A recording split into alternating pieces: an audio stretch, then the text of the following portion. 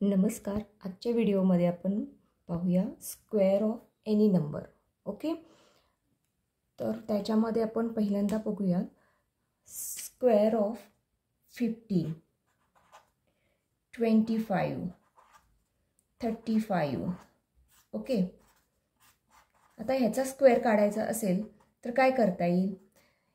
ह्यामध्ये फक्त अशी कंडिशन आहे की ज्याचा लास्टचा डिजिट म्हणजे युनिट डिजिट हा कंपल्सरी 5 असायला पाहिजे. ओके, तर अशा नंबर्सचे आपण स्क्वेअर एकदम फास्ट काढू शकतो.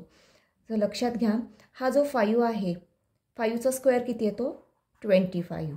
इथे आहे तसा लिहा. आणि हा जो 1 आहे, हा 1 आणि त्याच्या नेक्स्ट जो नंबर आहे 2, ह्या दोघांचं जे मल्टिप्लिकेशन येईल तो नंबर आपण इथे लिहायचा. ओके, आता दुसरं एक एक्झाम्पल बघूया. 25साठी काय करता येईल आपल्याला? 5चा स्क्वेअर पहिल्यांदा आहे तसा लिहायचा. आता हा जो 2 आहे, 2 आणि त्याचा नेक्स्ट नंबर 3. ओके, ह्या दोघांचं जे काही मल्टिप्लिकेशन येईल 3 × 2 6, ते मल्टिप्लिकेशन आपण इथे लिहूया. आता 35चा काय येईल? 5चा स्क्वेअर 5 आणि 3 multiplied by next number 4. 3 4s are 12. Okay, असं आपण पटकन स्क्वेअर काढू शकतो. पण कंडिशन काय असली पाहिजे याच्यामध्ये? युनिट डिजिट हा नेहमी 5 असला पाहिजे. ओके, आता हे आपण 5ची सिरीज जी आहे ह्याचे स्क्वेअर बघितले. आता नेक्स्ट पाहूयात आपण नियरेस्ट 100 नंबर. ओके, एखादा नंबर जर नियरेस्ट 100 नंबर असेल तर काय करता येईल? फॉर एक्झाम्पल, आता 97चा स्क्वेअर आपल्याला काढायचा आहे. तर आपण नेहमी काय करतो? 97 मल्टिप्लाइड बाय 97 आणि ह्याचं कॅल्क्युलेशन जे काही येईल ते आपण स्क्वेअर म्हणून लिहितो. ओके, एवढी मोठी प्रोसिजर करायची काही गरज नाही आहे. आता ह्याच्यामध्ये बघा, एक ट्रिक यूज करायची आहे. 97 हा 100पेक्षा कितीने लहान आहे? 3ने लहान आहे. ओके, तर आपल्याला काय करायचं आहे? 97मधून 3 मायनस करायचं आहे. किती येणार? 94 येतील. ओके, आणि हा पुढचा नंबरला काय करायचं आहे? हा जो 3 आहे ह्याचा स्क्वेअर लिहायचा आहे. आता हा डबल डिजिट नंबर असल्यामुळे आपला जरी स्क्वेअर सिंगल डिजिट येत असेल तरी तो 0 देऊन आपण डबल डिजिट करायचा आहे. ओके, आणखीन एका एक्झाम्पलनी समजावून घेऊया. समजा आपल्याला 94चा स्क्वेअर करायचा आहे.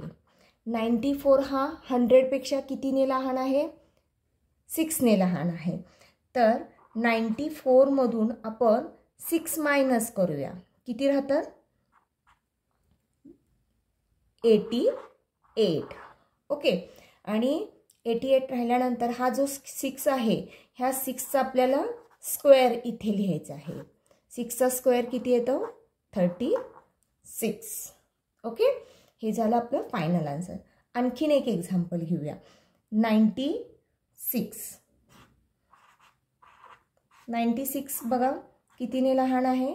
4ने लहान आहे. तर 96मधून आपण 4 मायनस करूया. राहिले 92. ओके, आणि ह्या 4चा आपल्याला फक्त स्क्वेअर लिहायचा आहे इथे 16. आहे की नाही सोपं? फक्त कंडिशन काय आहे ह्याच्यामध्ये? तो नियरेस्ट 100 असला पाहिजे. ओके, आता समजा 100पेक्षा मोठा नंबर असेल. ओके, तेही एक्झाम्पल्स बघूयात आपण. ओके, 106चा आपल्याला स्क्वेअर काढायचा आहे. तर काय, हा 100पेक्षा 6नी मोठा आहे. तर काय करता येईल? 106 आहे तसा लिहा. ह्याच्यामध्ये 6नी जास्त असल्यामुळे 6 हा ॲड करायचा आहे, मायनस नाही करायचा. ओके, तर आपला आन्सर काय येईल? 112. ओके, आणि हा जो नेक्स्ट नंबर काय येईल? हा जो 6 आहे ह्याचा जस्ट स्क्वेअर काढायचा. ह्या 6चा स्क्वेअर करायचा म्हणजे 36. आपलं फायनल आन्सर 36 येईल. आणखीन 2 एक्झाम्पल्स बघूया आपण. आता 104 बघूया. 104 हा कितीने मोठा आहे? 4ने मोठा आहे. ओके, +4, त्याचा आन्सर 104 + 4 108 येईल आणि 4चा स्क्वेअर. आलं लक्षात? आता 112 असेल. ओके, तर ह्याचा पण करू शकतो बघा. 112 प्लस हा जो शेवटचा नंबर आहे 100 पेक्षा म्हणजे 12नी मोठा आहे, तर 12 ह्याच्यामध्ये ॲड करूयात. किती येतील आपल्याकडे? 124. ओके, आणि हा जो 12 आहे ह्या 12चा आपल्याला स्क्वेअर. ओके, हां, फक्त इथे चेंज काय करावं लागेल, असं डायरेक्ट आपण न लिहिता हा जो 144 आहे यातला जो थर्ड नंबर आहे, कारण आपला डबल डिजिट फक्त आपण इथे 2 डिजिटच लिहिणार आहोत आणि जो काही तिसरा डिजिट असेल हा तो कॅरी ओव्हर होईल, म्हणजे हा 14मध्ये ॲड होईल. मग आपलं फायनल आन्सर काय येईल? 12544.